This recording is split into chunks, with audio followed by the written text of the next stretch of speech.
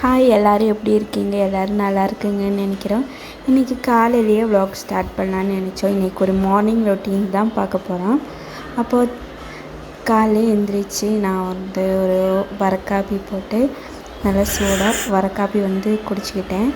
வரக்காப்பி குடித்ததுக்கப்புறம் தான் நான் காலைல எந்த வேலையாக இருந்தாலும் ஸ்டார்ட் பண்ணுவேன்.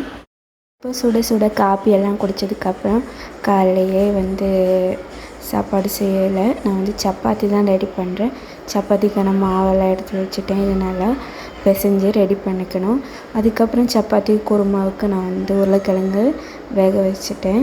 இப்போ சப்பாத்தியெல்லாம் மிக்ஸ் பண்ணி உருண்டை எடுத்து வச்சுட்டேன். இனி இது தேய்க்கிற வேலை மட்டும்தான் இருக்குது. இப்போ தேய்க்கிறதுக்கான கட்டை நான் இந்த கட்டையில் தான் தேய்ப்பேன். மாவு ரெடி ஆயிடுச்சு.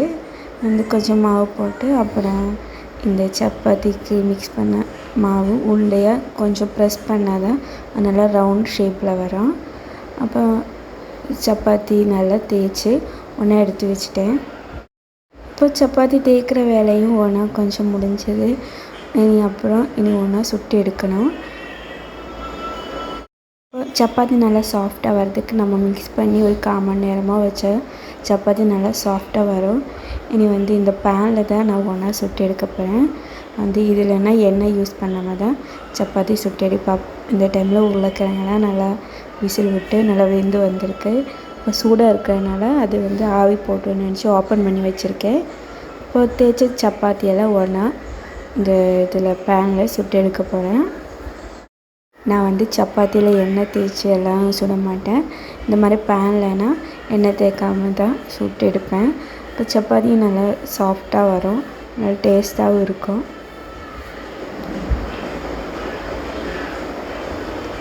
இப்போ இந்த டைமில் நீங்கள் எங்கள் சேனல் புதுசாக பார்க்குறீங்கன்னா மறக்காமல் சப்ஸ்கிரைப் பண்ணி வச்சுக்கோங்க. கூட இருக்கிற அந்த பெல் ஐக்கனையும் கிளிக் பண்ணிக்கோங்க. அப்போ நான் எல்லா சப்பாத்தி ஒன்றா அப்படியே சுட்டு எடுக்க போகிறோம்.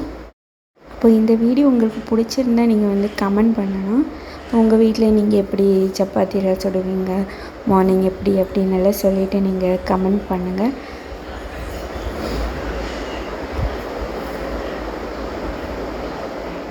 அப்போ ஒரு பக்கம் நல்லா வெந்ததுக்கப்புறம் அப்படியே திருப்பி போட்டு இன்னொரு பக்கமும் நல்லா வேக வச்சு எடுத்துப்பேன். எல்லா சப்பாத்தி இதே மாதிரி சுட்டு எடுத்து வச்சுட்டேன். இனி சப்பாத்திக்கான குருமா தான் ரெடி பண்ணணும்.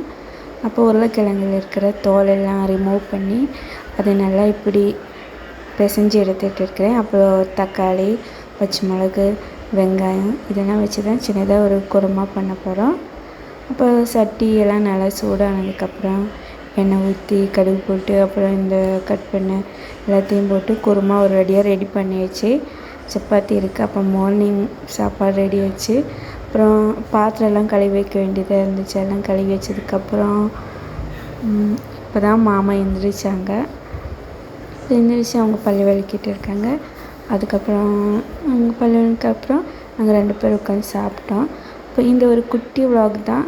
இந்த vlog உங்களுக்கு பிடிச்சிருந்தா நீங்கள் கமெண்ட் பண்ணுங்கள், சேனல் சப்ஸ்கிரைப் பண்ணுங்கள், கூட இருக்கிற அந்த பெல் ஐக்கனையும் கிளிக் பண்ணிக்கோங்க. அப்போ இந்த வீடியோ இதோட நாங்கள் முடிச்சுக்கிறோம். அவ்வளோதான் எங்களோட மார்னிங் ரொட்டீன்ஸ். அப்புறம்